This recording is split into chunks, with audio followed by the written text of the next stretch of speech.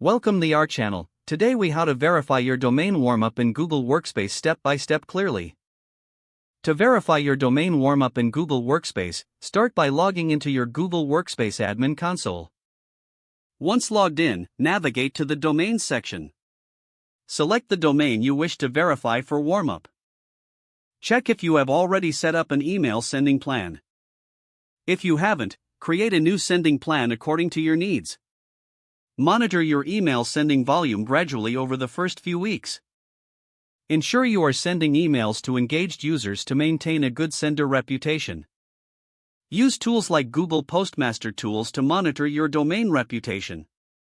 Regularly check bounce rates and engagement metrics. Modify your sending patterns based on the feedback you receive. Confirm that your SPF, DKIM, and MARC records are correctly configured. After a few weeks, review the deliverability of your emails. If you notice issues, adjust your sending strategy accordingly.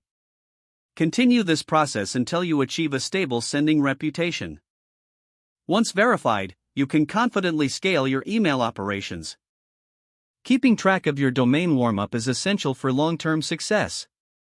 If the page does not load, refresh the browser or try again in a private or incognito window. Make sure you are using the correct email address, then retype it carefully to avoid small typos. If your password is not accepted, use the reset option and create a new strong password you can remember. Check your spam folder for verification or security emails, then complete any requested confirmation. Enable two-factor authentication if available to improve account security and reduce unauthorized access risk. After signing in, review your profile details so your contact information and settings are accurate and current. If you see an error message, note it down and try again after restarting your device and internet connection.